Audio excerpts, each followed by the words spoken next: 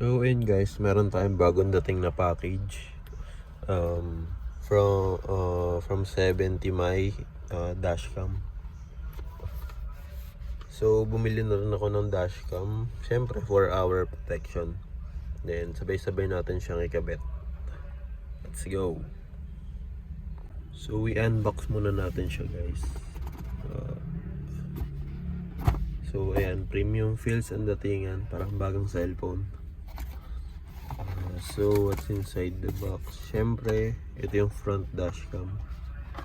By the way guys, ito yung A201-1 na set. So meron siyang kasamang back camera. So ito dito sa package is una tong front camera, and then itong back camera. Ayan siya. And then pag binuksan mo to, so nandito yung mga wires. Ito yung wire ng dashcam sa unahan papuntang cigarette port. And then ito yung dikitan sa likod dito ng front dashcam. So dyan siya ididikit to sa windshield. So merong cigarette port din dito. And then ito yung wire papunta sa likod kung saan natin iipit mamaya sa singit-singit ng ng weather strip papuntang likuran na dashcam. So ito siya. So ito yung sa dashcam, itong parang maliit na USB na yan. And then ito yung sa dashcam papunta sa likod. So ayan. Meron dito yung static sticker. Static sticker siya.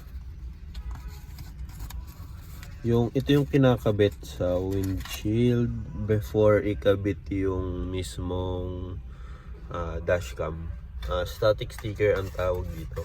So meron siyang dalawa sa harap, dalawa din sa likod for extra. So pati yung sticker may extra din na nilagay si 70 my, kasi meron ng sticker na nakakabit mismo sa dashcam. Ayan. So ayan, yan lang naman yung mga nasa loob ng box na package ng 70 my A200-1 dashcam. So ikabit na natin. So ayan nga guys, saksakan muna natin siya ng memory card dito sa gilid. Testingin muna natin kung gagana siya.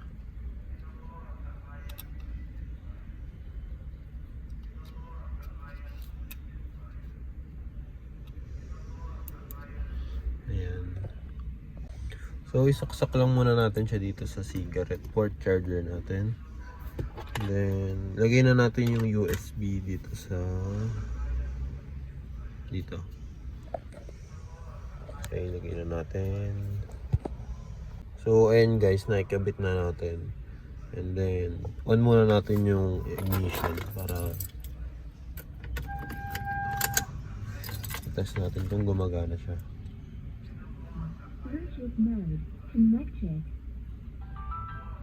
So ayan, may bitaw na yung parang welcome screen niya.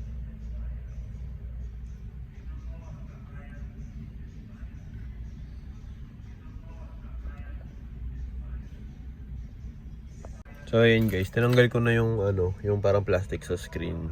So may checkan pa pala dito, English. So setup lang natin yung date. Today is February.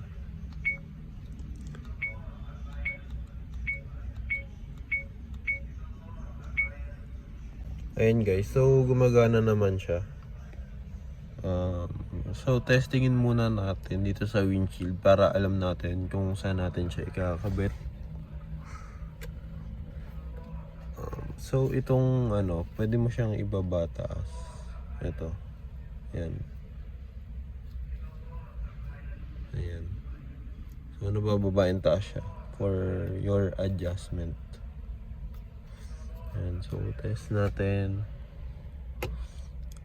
So ayan, medyo ano, medyo mataas yung camera niya. Hindi ko alam kung kita. So ayan, medyo nakataas yung tilt. So baba natin. So ayan, siguro ganyan.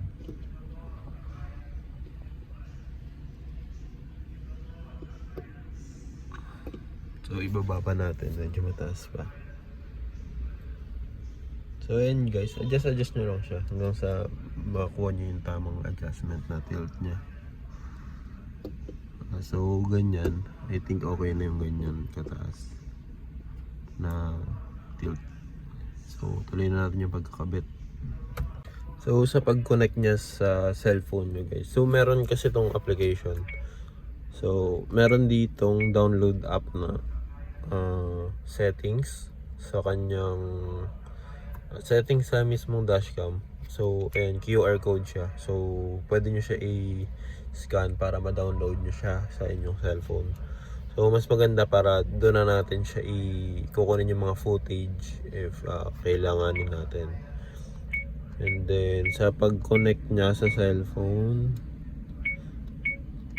so hanapin lang natin yung so sa pag-connect sa cellphone guys, so punta lang kayo dito sa system, so Wi-Fi hotspot. So ayan, ko-connect kayo sa dito sa hotspot, name and enter niyo yung password sa inyong cellphone. So pwede nyo siyang i-off. So may option din dito na always siya naka-on, kasi by default naka-off siya, ikaw po yung mag-on. Pero ayan, kung ayaw nyo ng hassle ng pindot-pindot, so always on nyo na lang. So na-testing na natin siya guys dun sa application. So dito ko siya ikakabit sa ilalim ng RFIDs natin dito. So una natin gawin is ididikit natin tong static sticker, kung saan dyan ididikit yung itong sa likuran ng dashcam. So before nyo ikabit, punasan nyo muna guys. And then pwede natin kabit yung static sticker.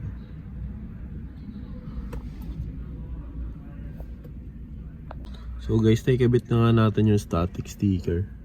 So ikakabit naman natin tong dashcam, ididikit natin. Ayan guys, so naikabit na natin yung dashcam. So dito yung static sticker sa likod, and then yung dashcam mismo. Sa likod lang siya ng rear view mirror. Ayan, so hindi siya ganong halata guys. Nasa likod siya. And then meron ba kasi ako ng extender, so lalong hindi siya halata. So ayun guys, nakabit na nga natin. Next is i-wiring naman natin siya. Igagapang natin yung wire. So dito ko siya papadaanin. So mula dito sa dashcam natin, dito nandito yung saksakan ng Type-C na USB. So lalagay natin dito sa headliner, doon hanggang dito. So ipapasok natin, tatry natin siya ipasok doon. Dito siya lalabas sa glove box. And then dito, para malinis siya tignan. And then yung yung sa likod naman, ganun din. And then dito kasi yung parang USB port niya. And then headliner. Then dito natin siya papadaanin. Tatanggalin, dito natin siya ilulusot. And then yun yan, dire-diretso lang hanggang likuran. And then hanggang papunta rin sa dito. So let's go.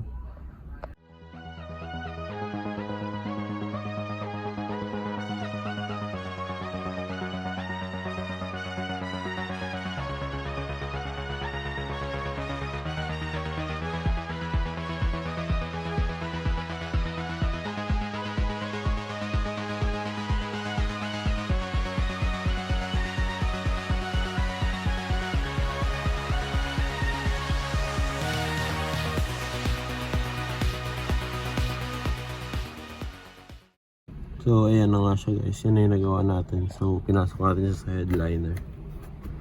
And then dito, niran lang natin siya dyan hanggang doon sa dulo. Yan. And then, papasok dito sa glove box. Pinasok ko lang siya dyan sa loob dot. And then, dito siya lumabas. So, ayan.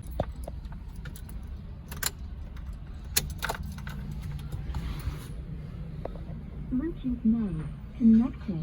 So, ayan guys, tested. Gumagana siya. So, ayan guys, tested naman na gumagana na siya. Ayan, okay na siya. So, gagawin naman natin is yung sa likod. So, ayan guys, nakakalahati ko na siya. Yung papunta rito sa likod. So, tuloy na natin. So, ayan guys, so nandyan na yung wire na niraran ko. So, ikakabit na natin yung dashcam dito. Hindi ko lang alam kung paano itatago itong napakadaming wire pa. Ang haba pa niya. So, baka ipalupot ko na lang pansamantala habang tinitingnan ko pa kung paano to gagawin. So, ayan nga guys, nakikabit ko na siya dito sa may likod.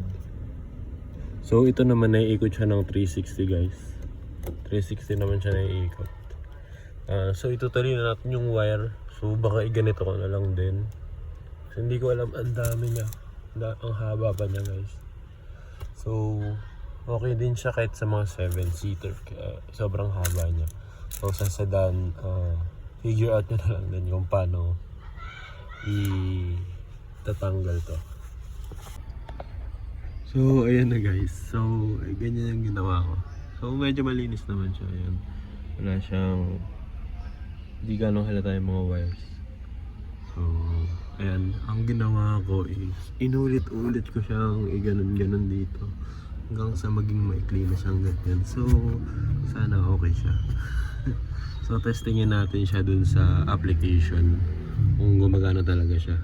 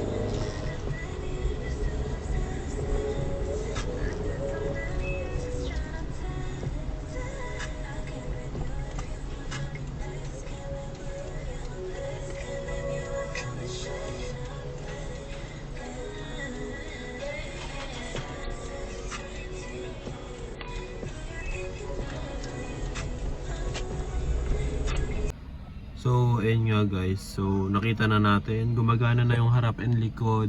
Na-DIY naman natin siya kahit papano ng maayos. Ayun siya, harap and yung sa likod. So, ayan na yung pinaka-okay na magagawa natin sa likod. And ayun. So, ayun lang muna guys. Thank you sa panonood. So, tune in lang kayo sa mga susunod nating upgrades dito sa ating Corolla. Thank you guys.